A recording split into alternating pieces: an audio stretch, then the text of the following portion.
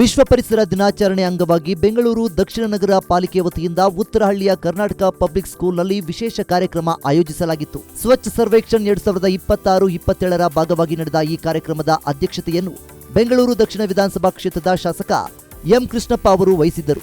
Swachh Bharat mission urban 2.0 ಹಾಗೂ Bengaluru solid waste management limited ಸಹಯೋಗದೊಂದಿಗೆ ನಡೆದ ಈ ಕಾರ್ಯಕ್ರಮದಲ್ಲಿ ವಿದ್ಯಾರ್ಥಿಗಳಿಗೆ ಪರಿಸರ ಜಾಗೃತಿ ಮೂಡಿಸುವ ಚಿತ್ರಕಲಾ ಸ್ಪರ್ಧೆಯನ್ನು ಆಯೋಜಿಸಲಾಗಿತ್ತು.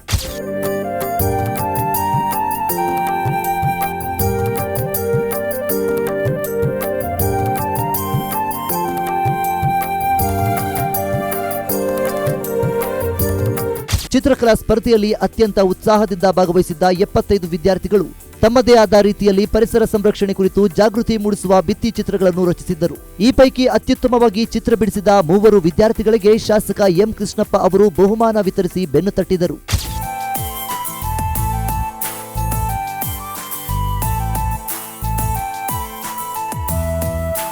ಇದೇ ವೇಳೆ ವಿದ್ಯಾರ್ಥಿಗಳನ್ನು ಉದ್ದೇಶಿಸಿ ಮಾತನಾಡಿದ ಶಾಸಕ ಎಂ ಕೃಷ್ಣಪ್ಪ ವಿದ್ಯಾರ್ಥಿಗಳು ಪರಿಸರ ಸಂರಕ್ಷಣೆಗೆ ಯಾವ ರೀತಿ ಕೊಡುಗೆ ನೀಡಬಹುದು ಅನ್ನೋದನ್ನ ಮನೋಜ್ಞಾನವಾಗಿ ವಿವರಿಸಿದರು.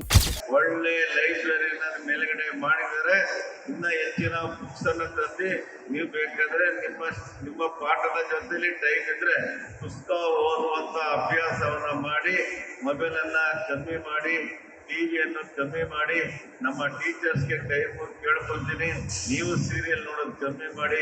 ಆ ಸೀರಿಯಲ್ ರಿಯಾಕ್ಷನ್ ಇಲ್ಲ ಆಗೋದು ಬೇಡ. ಬಹಳ ಒತ್ತಿ ಹೇಳ್ತೀನಿ. ಕಾರ್ಯಕ್ರಮದ ಬಳಿಕ ಸಮೀಪದಲ್ಲೇ ಇರುವ ಉತ್ತರಹಳ್ಳಿ ಕೆರೆಯವರೆಗೂ ವಿದ್ಯಾರ್ಥಿಗಳು ಜಾಗೃತಿ ಜಾಥಾ ನಡೆಸಿದರು. ಪರಿಸರ ಸಂರಕ್ಷಣೆಯ ಜಾಗೃತಿ ಮೂಡಿಸುವ ಭಿತ್ತಿ ಚಿತ್ರಗಳನ್ನು ಹಿಡಿದು ರಸ್ತೆಯಲ್ಲಿ ಮೆರವಣಿಗೆ ಮಾಡಿದ ವಿದ್ಯಾರ್ಥಿಗಳು ಬಳಿಕ ಉತ್ತರಹಳ್ಳಿ ಕೆರೆಯಲ್ಲಿ ನಡೆದ ಸಸಿ ನೆಡುವ ಕಾರ್ಯಕ್ರಮದಲ್ಲಿ ಭಾಗಿಯಾದರು.